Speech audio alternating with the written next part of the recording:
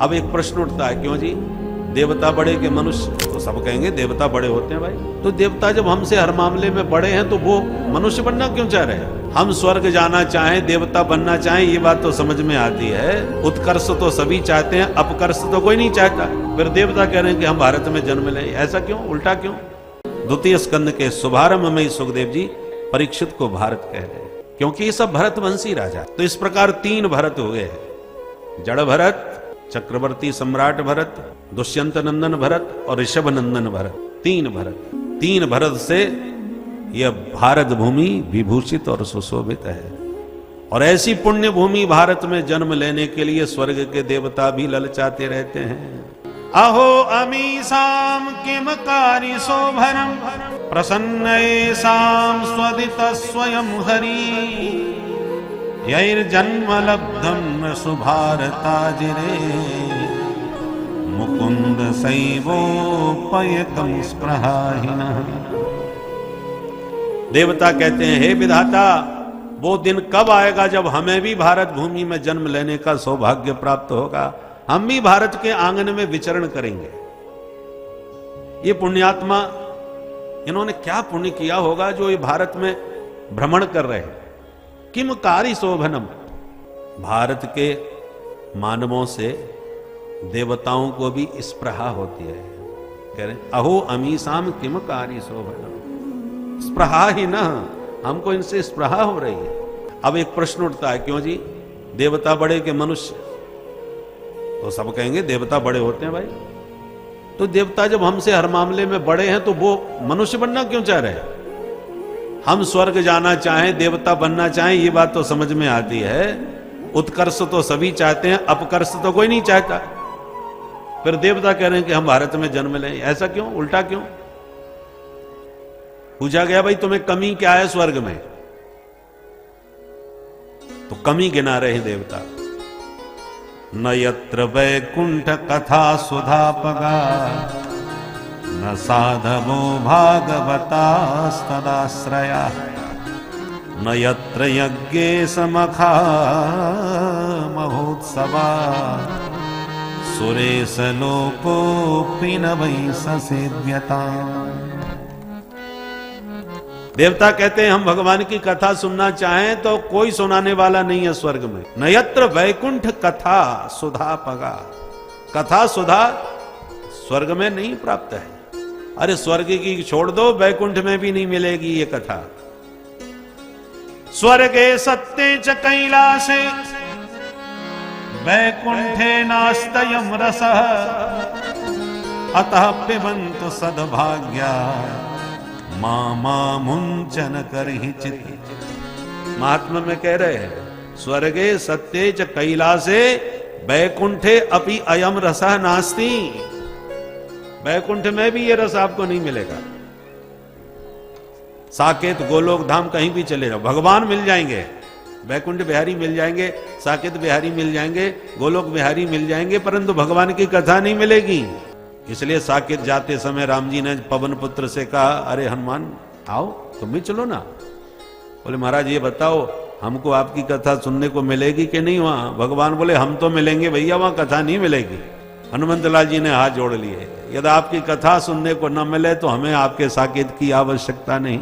और रही बात आपकी, तो आप तो हमेशा परमानेंट हमारे हृदय में रहते हो।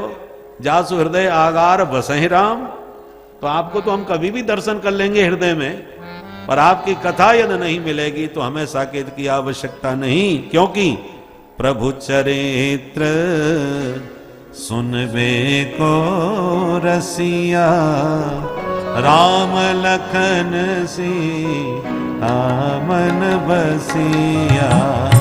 प्रभु चरित्र सुनबे को रसिया हो राम लखन सीता मन बसिया।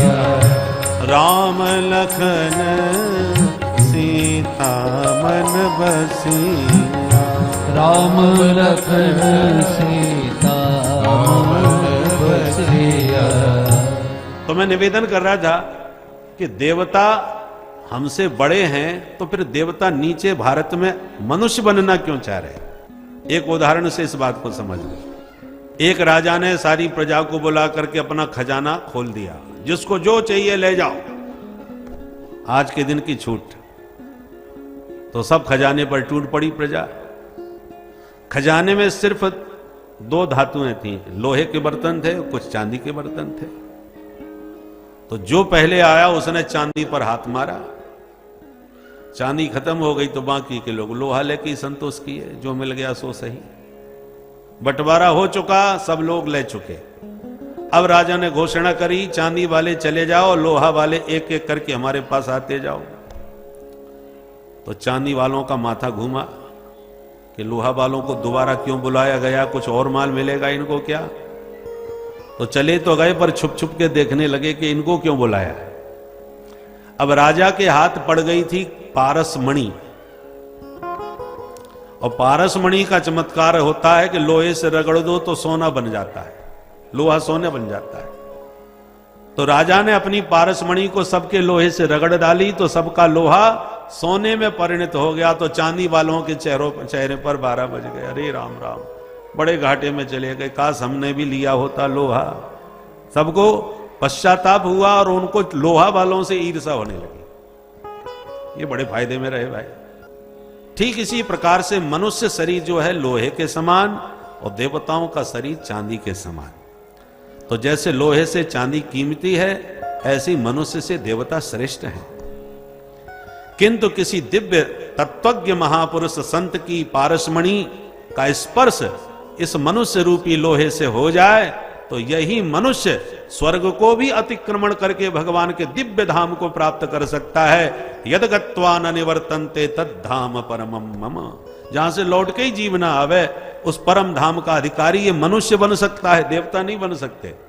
देवताओं को कर्म करने के लिए क्षीणे पुण्य मर्त्य लोकम विशंति, उन्हें तो देखो स्वर्ग का सिस्टम होटल जैसा होता है, रुपया जमा करो, मौज मस्ती खूब करो, पर रुपया खत्म तो होटल भी खाली। बिना पेमेंट के यहां कुछ नहीं मिलने वाला, जैसा पैसा वैसी सुविधा होटल में मिलेगी, पैसा के बिना कुछ नहीं है। उसी प्रकार जो पुण्य की पूंजी लेके स्वर्ग में जाते हैं, जब तक पुण्य का बल रहा तब तक स्वर्ग में सुख भोगे, और जहां पुण्य खत्म तो क्षीणे पुण्य मर्त्य लोकम विशंति, तुरंत आपको बाहर कर दिया गया, निकल दिया गया। इसलिए देवता जब देखते हैं कि हम लोग कथा सुन रहे हैं तो हमसे ईर्ष्या होने लगती है। देखो, हमने कथा सुनने के लिए एक बार सुखदेव जी के सामने अमृत का कलश लेके गए कि हमें सुना दो और अमृत परीक्षित को पिला दो, तो हमें फटकार के बाबा ने भगा दिया कि चलो हटो यहां से, हमको कथा सुनने को नहीं मिल रही। और ये लोग देखो कितना कथा अमृत पान कर रहे हैं। न यत्र वैकुंठ कथा सुधा पगा, न साधवो भागवतास्तदाश्रया। बड़े बड़े तपस्वी सिद्ध संतों का दर्शन भारत भूमि में ही संभव है, स्वर्ग में सिद्ध संत नहीं मिलेंगे आपको। परम साधु महापुरुष स्वर्ग में संभव नहीं है, भारत भूमि में ही संभव है।